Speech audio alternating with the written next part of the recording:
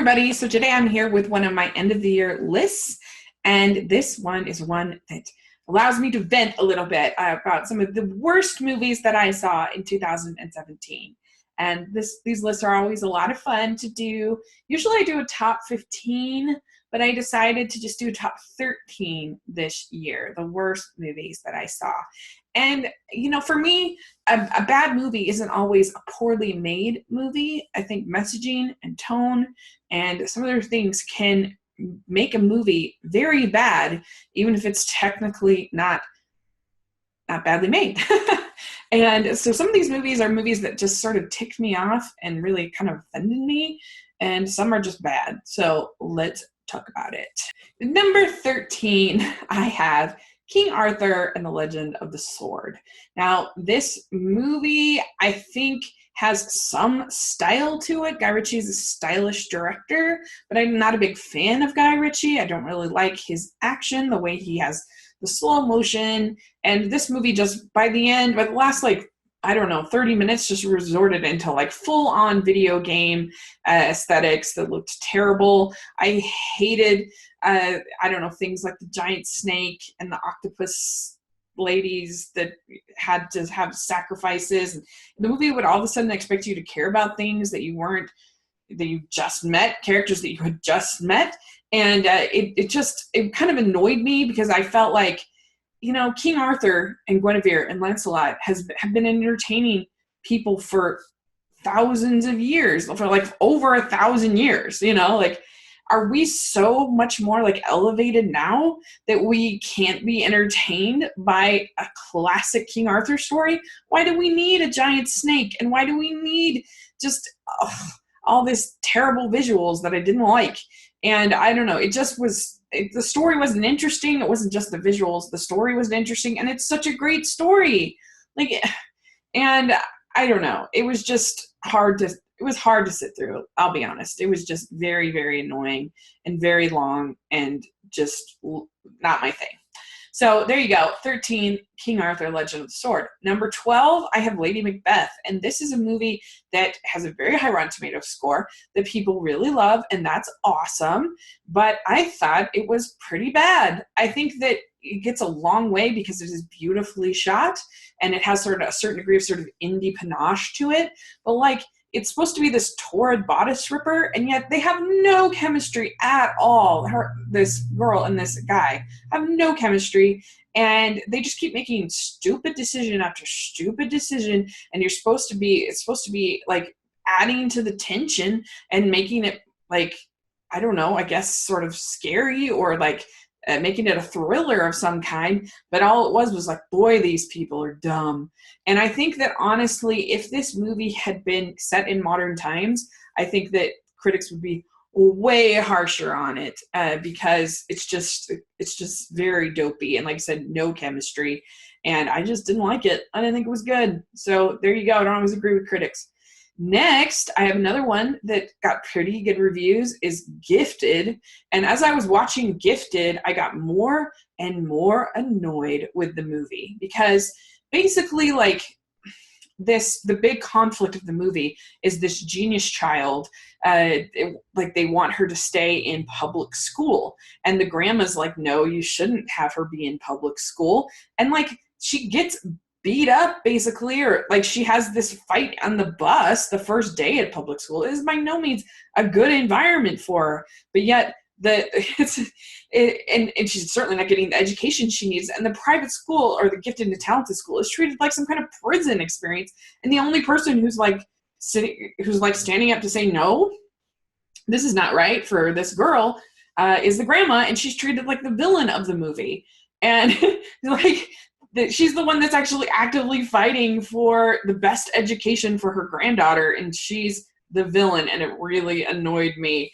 And there are so many options for children these days with education. There's charter schools, there's homeschool, there's a million things that you can do. And so the idea of this dichotomy of she has to stay in public school and be socially relevant, which is ridiculous, or go to this gifted and talented school, which is prison, really irritated me because, like I said, there's many other options that they could have explored.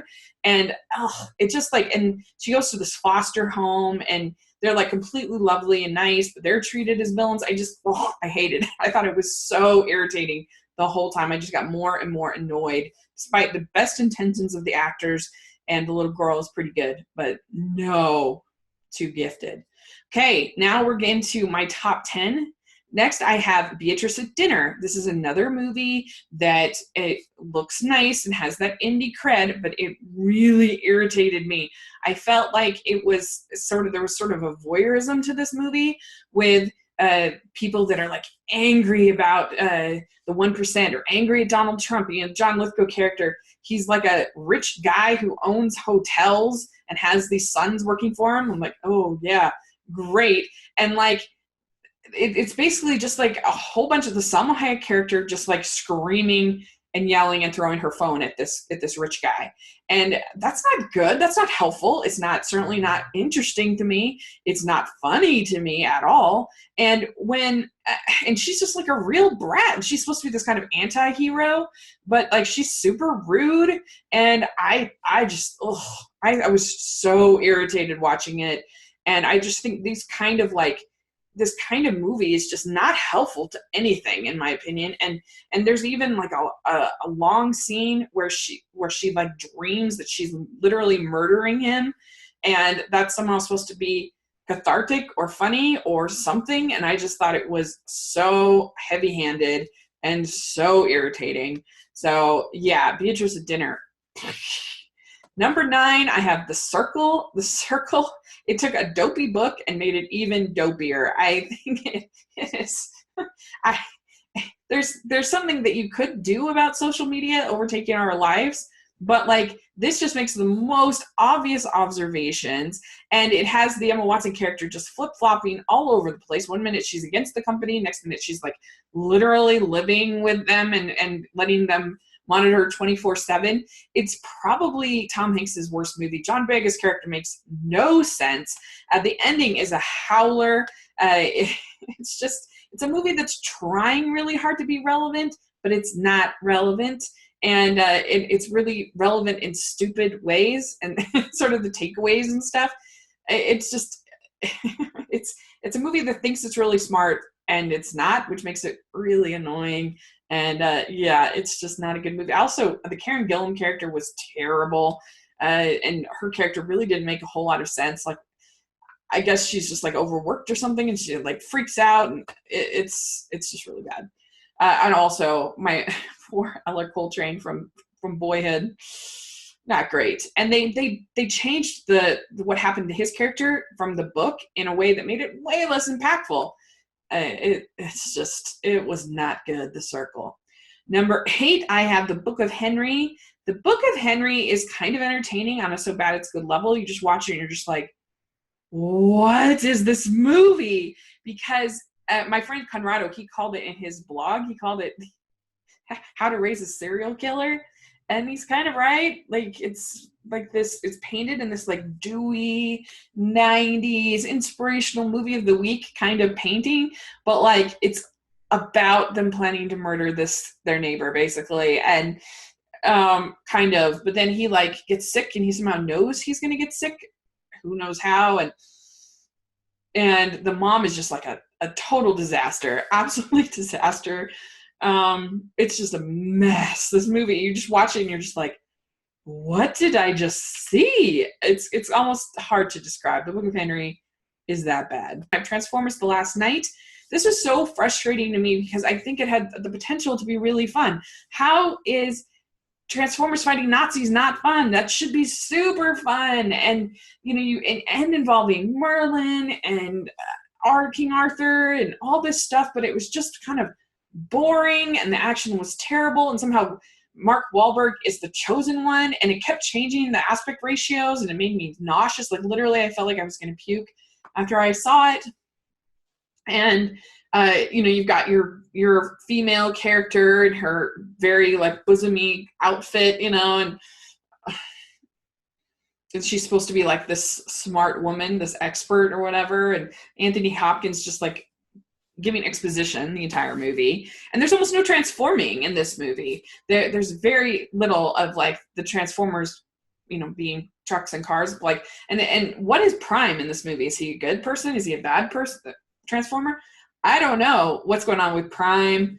And I don't know, even the action wasn't that great, but it was okay. Like, I didn't hate this much as the fourth one, but partly because I was seeing it in a super nice theater with my friend. But yeah, it wasn't a good movie. Number 6, I have Pitch Perfect 3. Pitch Perfect 3 was so bad. I hated it. Yeah, it has some good singing, I guess, but like a lot of the singing isn't even a cappella anymore. And they completely, the very first thing they do is they roll back on and almost everything that was part of Becca's character. All of a sudden she doesn't want to be producer anymore. All of a sudden she's not, that was like her big passion. She wanted to do that more than working with the Bellas, and somehow they like work into the fact that she's going to be like a solo singer or whatever. And that was never her desire. That was not something. And like Fat Amy has just become like at first it was like an empowering character for me because she just was confident and owned who she was, and it was great. But now she's just like a million fat jokes, and it's not funny. And like this whole subplot with like her dad and her becoming literally like an action star in the last act of the movie was just like, oh, what on earth? She's like kicking people and like taking down like all these bad guys, and you're just like, what is this? Oh. And John Lithgow is terrible in this movie. He's twice on this list. Oh my gosh. But he is terrible. His accent is so bad. He should never be allowed to be in Australia ever because his accent is that bad. And it wasn't funny. It wasn't heartwarming. It wasn't charming. It really irritated me. And it was very frustrating because I love the first one so much. The second one isn't as good as the first one. It's okay, but the third one was just terrible in my opinion. Next, I have number 5, worst film of the year is The Dark Tower. I disliked this more than most people. I thought it was pretty dreadful. It reminded me of Van Forstick in the way that it was just so randomly edited. You'd have these scenes where you're just like, what is this scene? Who are these people? Who is this characters? And it's so frustrating because the book builds up this rivalry between the Man in Black and the gunslinger, and it's so effective, and you're just like, oh man, these guys. And in this, it's just not at all. And I thought that Matthew McConaughey was terrible in his role as the Man in Black. I thought it was Razzie worthy. I don't know. I didn't think it was menacing at all. I thought it was a joke. And I don't know, even the visuals, just nothing. I really hated it. I thought it was terrible. So then number 4, I have Pottersville on the list. And this movie is a good time bad movie. But, oh man, it was so terrible. I finished watching it, I was just like, what was that movie? And I love Christmas movies. You know I love Christmas movies. But this movie, somehow they got this amazing cast. And it's basically about Michael Shannon. And who I love Michael Shannon. And he goes home one day and finds out his wife, Christina Hendricks, who I also love, has decided to become a furry. And Ron Perlman is in it.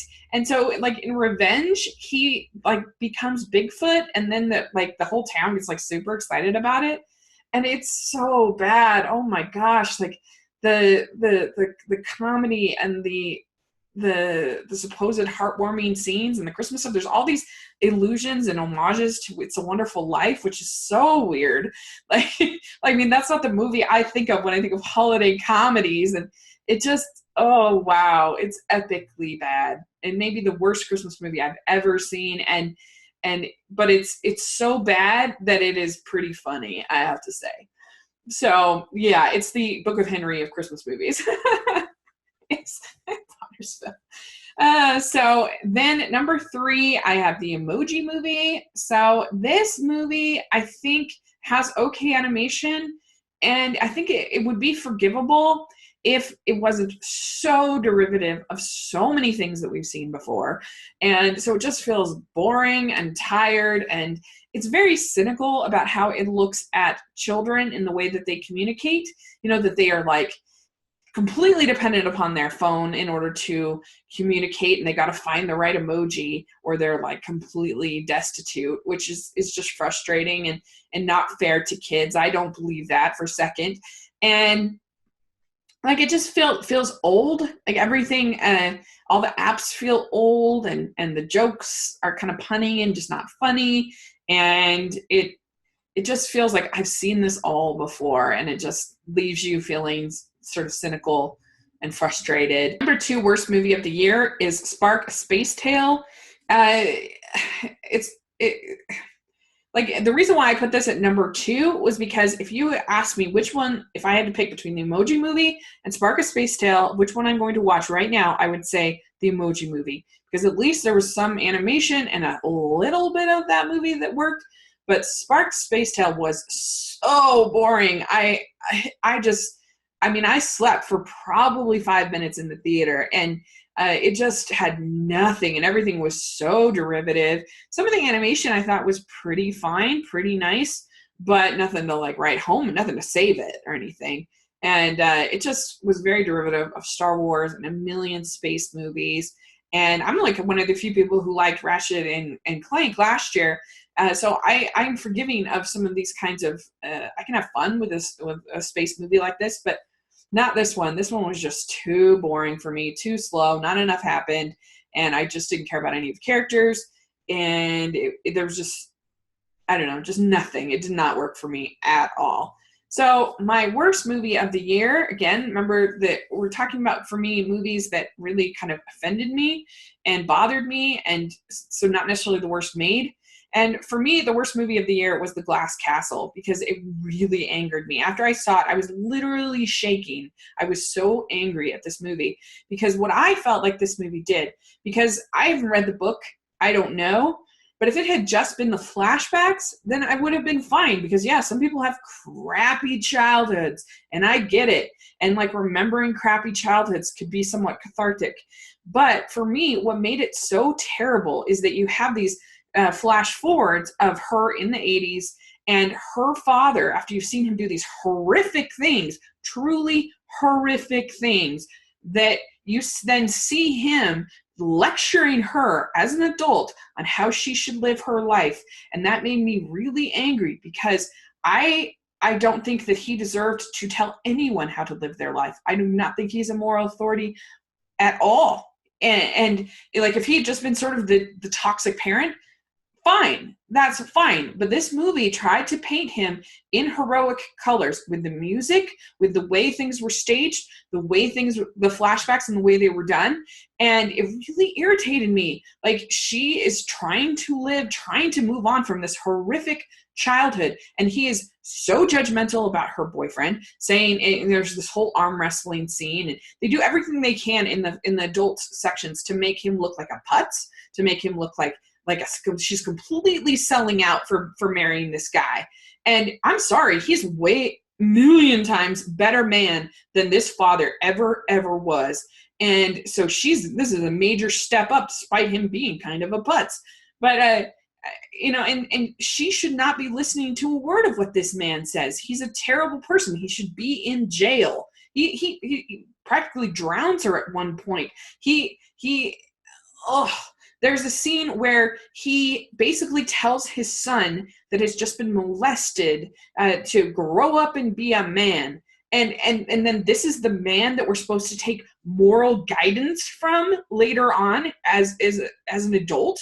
This is the man that has any right to tell her that she's not living the true life that she's supposed to live, that she's being that she's not that she's being some kind of sellout. Forget that. It really angered me, and I just thought it was so repugnant and disgusting. And this is not an anti-hero. This is not a person that's just like living some new way or whatever. And no, this is a toxic human being that ruined people's lives. And like, literally the younger daughter is like scared for her life and angry at her siblings for leaving her alone with these people. The mother is just as bad. she's terrible. I mean, there's a scene where she's literally, he is holding her by the neck outside a two-story window, and then she gets out, and the girl's like, why are you still with him? Why don't you leave him? And she's like, he's the only one that believes in my art. Like, you've just made me hate art, because if art can allow you to be appeased so easily so that you allow your children to be in this horrible situation with this horrible man, then art is terrible. Art is terrible. And like, it just made me so mad, because I've worked with people that have been trying to leave a toxic situation, an abusive situation, and how like easy it is for those people to kind of rationalize and sort of excuse the behavior of these toxic, horrible people. And yes, you love the people in your life. That's very true. But you can't, you've got to fight for your children. You got to fight for the life that you deserve, and not put up with this horrible treatment.